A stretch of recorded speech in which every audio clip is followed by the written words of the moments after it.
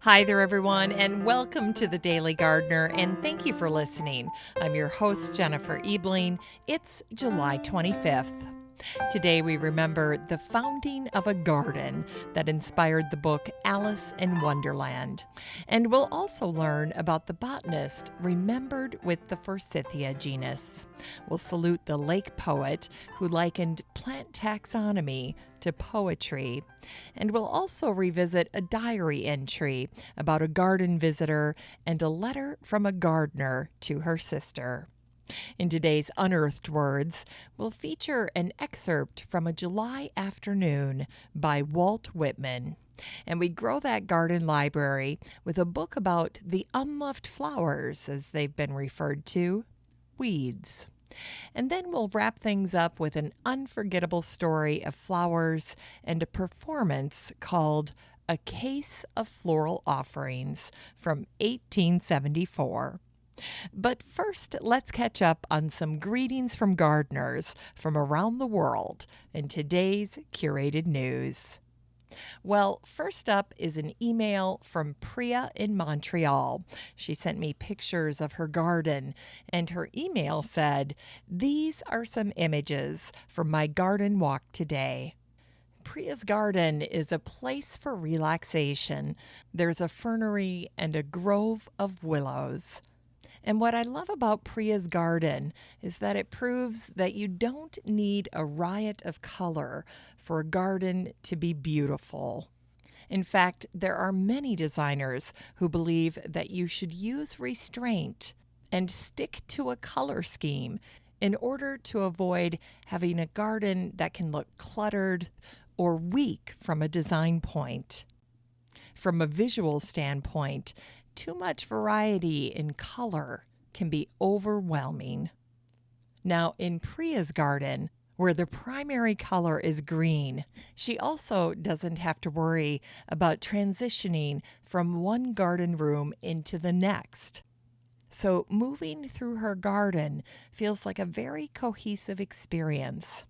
Now, if you have multiple gardens on your property, and each of the gardens has a very distinct color scheme, what you might want to consider is adding transitional spaces that give your eye a break from the color. So instead of going from the yellow garden directly into the pink garden, you would have this very neutral transitional space. And another way to use those areas of transition is to allow that zone to be a blending of the colors. So you would go from the yellow garden into the yellow and pink transition and then into the pink garden. So just a few ideas for you to consider if you have very distinct color schemes in gardens on your property. Then next up is an email from Jacob H. in Pennsylvania. And Jacob wrote to share a picture of his pine English cottage garden arbor that he built for his wife, Annette. They've been married 37 years this July, and Annette loves to garden. Well, happy anniversary, you two, and congratulations on making a beautiful arbor to match your beautiful garden. Well, that's it for today's Gardener Greetings. Now, if you'd like to participate in the Gardener Greetings segment, just send your garden pictures, stories, birthday wishes, and so forth to me at jennifer@thedailygardener.org. That's jennifer@thedailygardener.org. Or you can share your posts in the Facebook group for the show. And don't forget that you can listen to the show while you're at home. Just ask Alexa or Google to play the Daily Gardener podcast, and she will. It's just that easy. Here's today's curated news. Today's post appeared in the LA Times, and it was written by Micah Fluellen.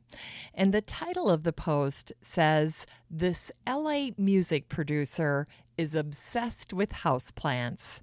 See how they amplify his work." Here's an excerpt. Mark Redito is an LA-based electronic music producer who, it turns out, is also the proud parent to over 40 houseplants.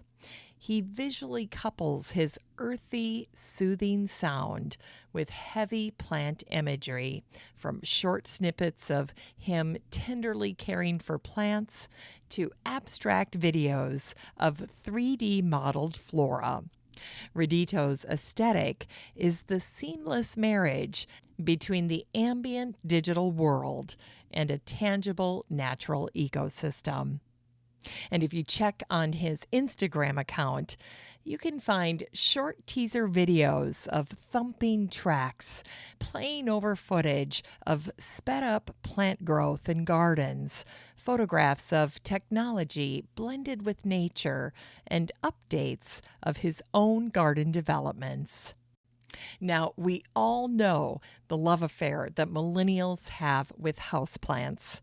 And Mark Redito is another person that we can add to that list.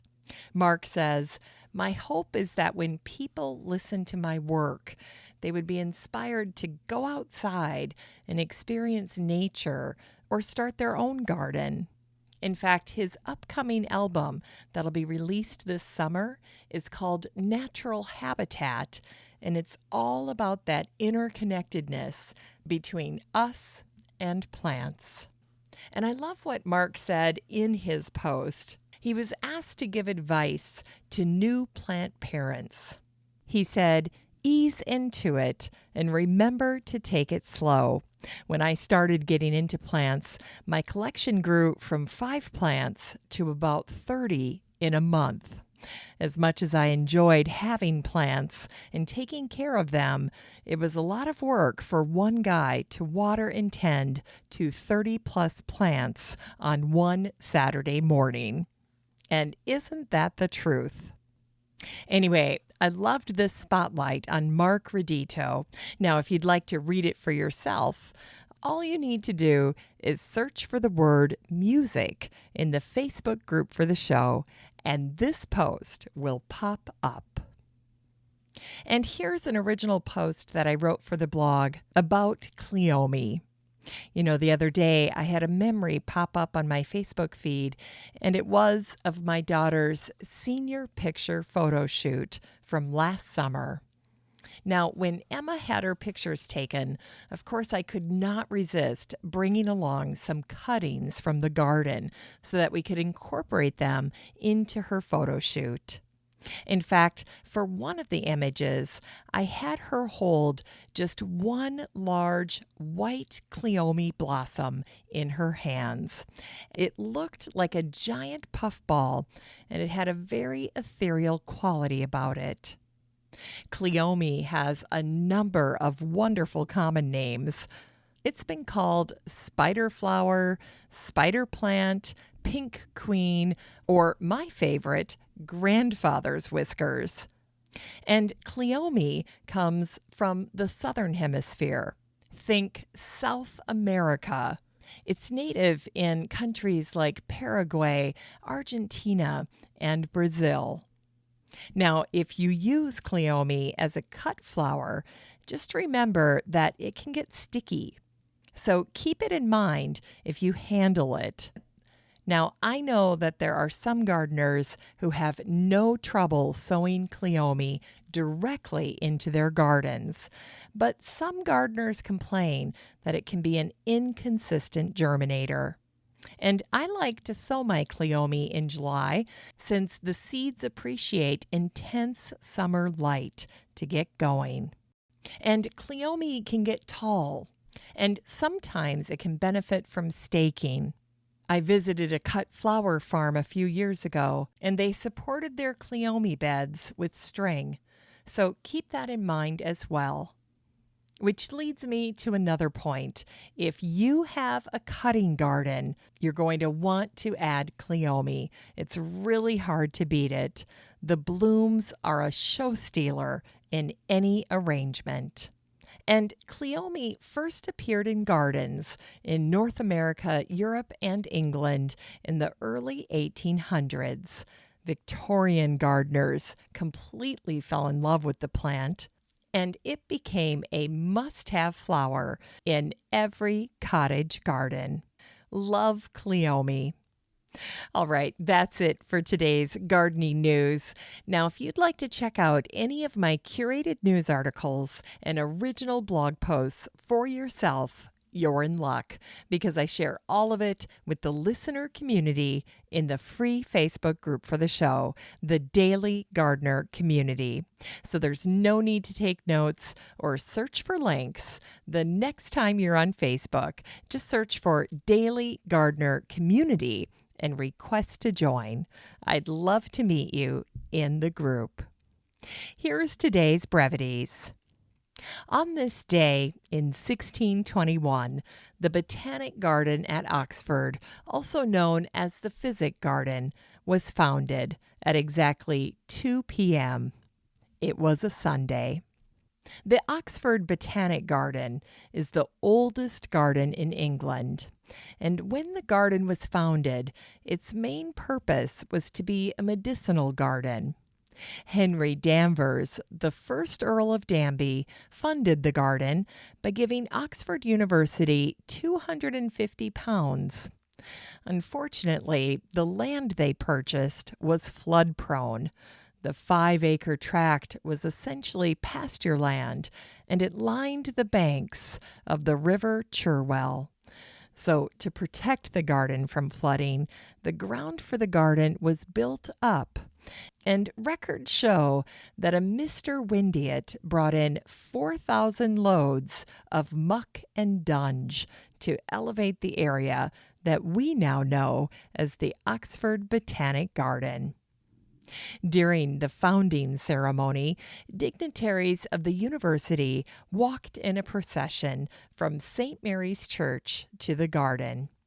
Mr. Edward Dawson, a physician, and Dr. Clayton, the Regis Professor of Medicine, each gave a speech, and a stone was placed in the garden gateway by the Vice Chancellor himself.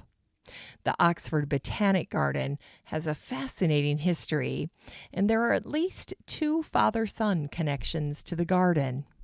Bobart the Elder and his son Bobart the Younger established the herbarium, and both William Baxter and his son served as curator. Lewis Carroll, who was a math professor at Oxford, visited the garden with a young girl named Alice, which inspired his story, Alice in Wonderland.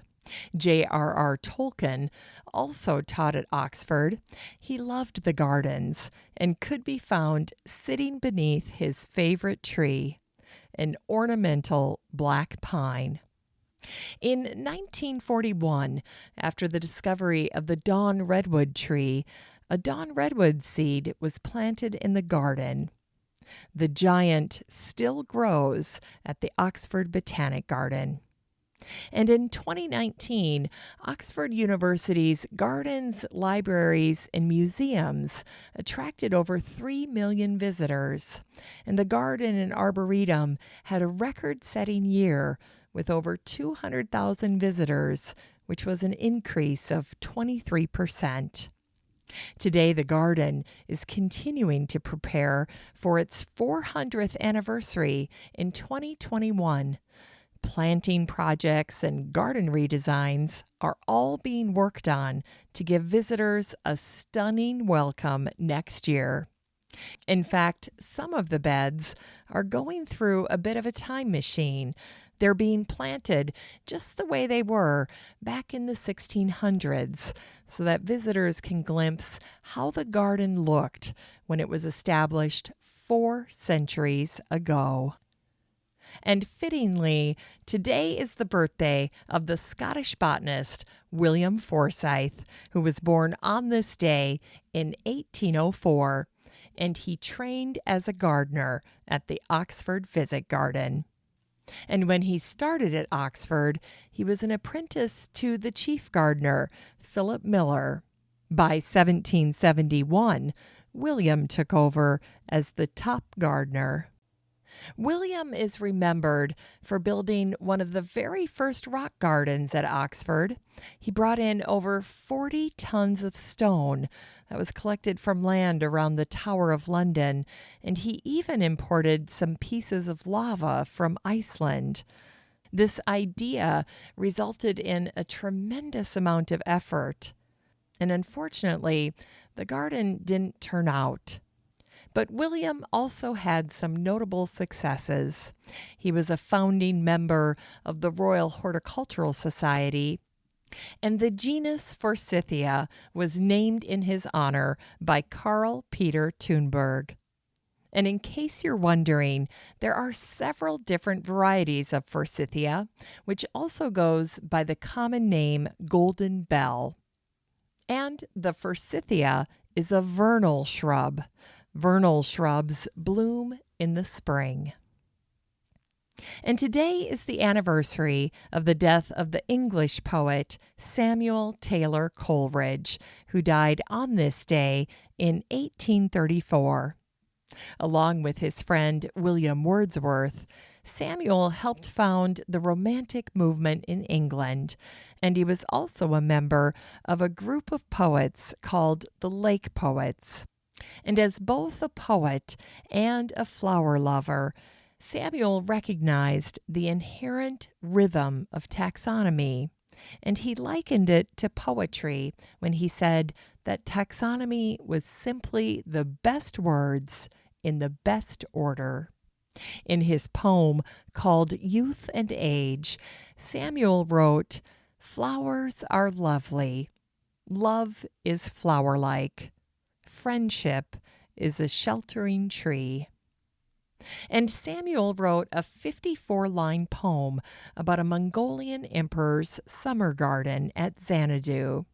The emperor was Kublai Khan. Samuel's Kublai Khan is one of his most famous works.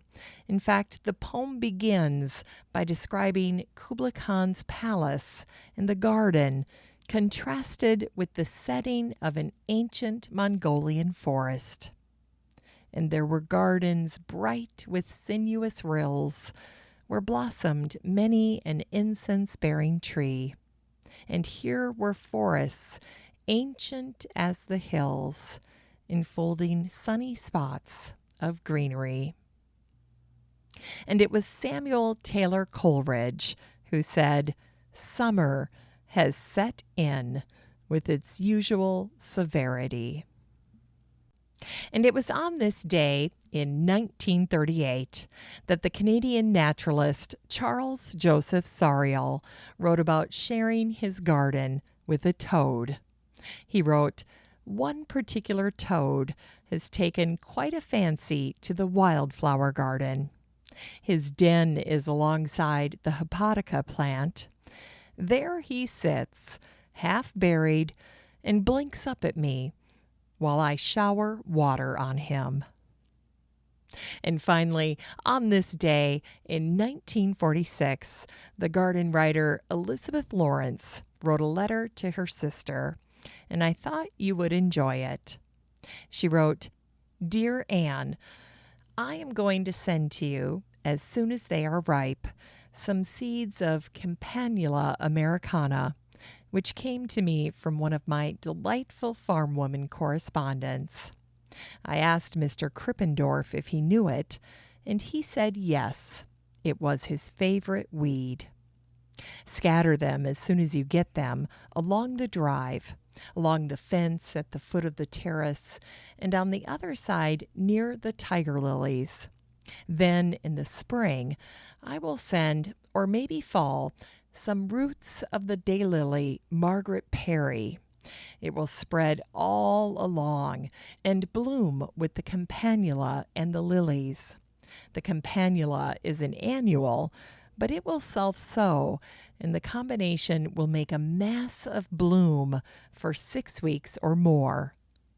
Then I'm going to send you seeds of Cassia marylandica to scatter lower down on the driveway."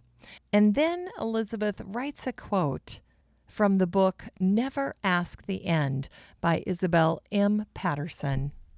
The virtuous and the beloved dead need neither cassia buds nor myrrh. Then she writes about her amaryllis. I expect that you will have more lycoris. Mine are still coming, and I dash out very quickly to stake each one before Mr. Case can get to it. Mr. Krippendorf wrote that his were coming out fast, but that he didn't expect them to last long, as he was bringing out his granddaughter's boxer to spend a week with his, and he thought the two of them would break off thousands. Mr. Krippendorf feels as I do about dogs, but Bessie does not. The summer has been so cool and green, and so many of the choice and difficult amaryllids have bloomed. She ends this letter with Shakespeare's Sonnet 52. So am I as the rich, whose blessed key can bring him to his sweet uplocked treasure, the which he will not every hour survey, for blunting the fine point of seldom pleasure.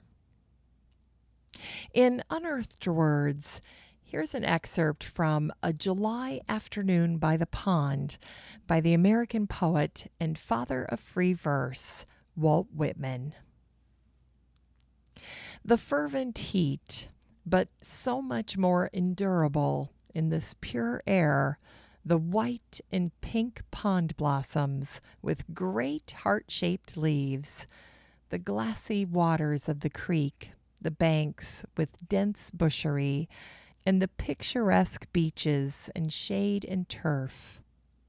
The tremulous, reedy call of some bird from recesses, breaking the warm, indolent, half-voluptuous silence. An occasional wasp, hornet, honeybee, or bumble. They hover near my hands or face, yet annoy me not, nor I them, as they appear to examine, find nothing, and away they go. The vast space of the sky overhead so clear, and the buzzard up there sailing his slow whirl in majestic spirals and disks. Just over the surface of the pond, two large slate-colored dragonflies with wings of lace, circling and darting, and occasionally balancing themselves quite still, their wings quivering all the time. Are they not showing off for my amusement? The sky, with silver swirls like locks of tossed hair, spreading, expanding, a vast, voiceless, formless simulacrum, yet maybe the most real reality and formulator of everything. Who knows? I love that it ends that way. It's time to grow that garden library with today's book, Weeds by Richard Mabey. This book came out in 2012, and the subtitle is In Defense of Nature's Most Unloved Plants. The author, Richard Holmes, said, a witty and beguiling meditation on weeds and their wily ways. You will never look at a weed or flourish a garden fork in the same way again. And if you thought your garden was full of them, this book is chock full of 336 pages of weeds. And it's one of my favorite books on this topic. You can get a copy of Weeds by Richard Mabey and support the show using the Amazon link in today's show notes for around $14. Finally, here's something sweet to revive the little botanic spark in your heart. On this day in 1874, the Opelousas Courier shared an incredible story called A Case of Floral Offerings. The story was from Berlin, and it told of an actress who was playing the role of a female Hamlet. She wanted to have bouquets and wreaths thrown to her at the end of her performance. When a man told her that the flowers would cost $20, the actress said that it was too much for one night. But the gentleman had an idea. He said that $20 would be sufficient for 2 nights, and he explained how it would work. He said, "Today, I and my men will throw the bouquets to you from the first tier. After the performance is over, I shall take the flowers home with me in a basket and put them in water. Then tomorrow night, we'll toss them at your feet again. And no one in the audience will know that the bouquets have been used before." Well, the actress loved the man's ingenious plan, and she happily paid the sum that he demanded.